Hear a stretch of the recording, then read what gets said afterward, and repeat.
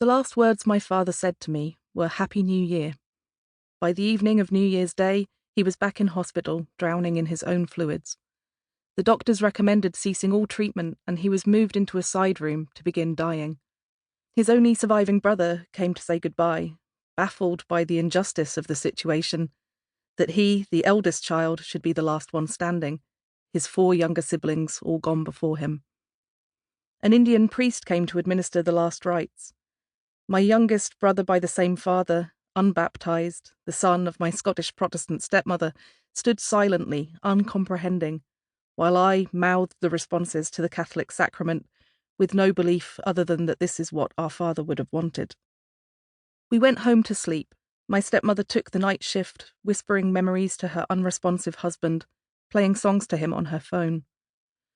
Around 6 a.m, we got the call. The time was near. My brother and I got into the car, and he drove the journey along dark roads to the hospital. I tried to think of some profound life advice that I might have received from my father. He had once suggested that I spice up a stale relationship by having an affair, but that didn't seem like a suitably solemn lesson, although I had indeed followed the advice at the time. It didn't help. Nothing else came to mind. My brother and I arrived at the hospital and kissed our father's forehead. At 8 a.m, we realised the coffee shop had opened and we slipped out to buy oversized Americanos. My brother poured 17 sachets of sugar into his black coffee. I muttered to him, "If Dad dies while you're adding all these fucking sugars, I will never speak to you again." We walked back to the ward. Dad had died, with my stepmom at his side, while we were adding endless sugar to coffee. And that somehow seemed right, and we hugged and cried, and I left the room to tell a nurse that Dad was gone.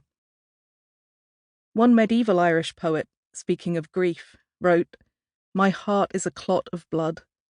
My heart was a clot of blood as I sat in the hospital coffee shop sending messages, receiving condolences, waiting for my eldest brother by the same father and mother and his daughter to arrive at the hospital, and for my father's body to be prepared in the mortuary. Sometime in the middle of the 8th century, the poet Bluthfuck, son of Cuvretan, wrote of the crucifixion that the whole world grew dark, the land shook under gloom at the death of noble Jesus, great rocks broke asunder. A stream of blood gushed forth too severe, so that the skin of every tree became red. There was gore on the surfaces of the world in the treetops of every great forest. It was fitting for God's elements, beautiful sea, beautiful sky, this earth, that they should change their aspect when keening their hero. I stepped outside for a while and saw that the January sky was very blue, but nothing changed. The world did not grow dark. There was no gore in the treetops. The elements did not shake. The world kept turning, but my heart was a clot of blood. A friend sent me a collection of poetry, A Scattering by Christopher Reid, and I devoured it. The crystalline poems told the story of his wife's illness and death, and his own grief. I saw myself and my father reflected in one particular poem, the unfinished one, where Reid wrote of the rigmarole of unheard farewell. There was agony in something so simple, so gentle. Sparse breaths, then none, and it was done. I would leave the book beside my father's coffin at his wake. Although he had lived in England for 35 years, my father had requested a traditional Irish wake. This was to be followed the next morning by a private committal at the crematorium. Our English friends and neighbours were unfamiliar with the idea of a wake.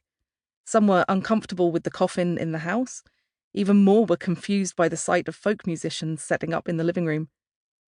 By the end of the night, after more than 100 people had passed through our door and we were drunk, singing and dancing in the kitchen to a Dubliners album, almost everyone had been converted to our rituals of death.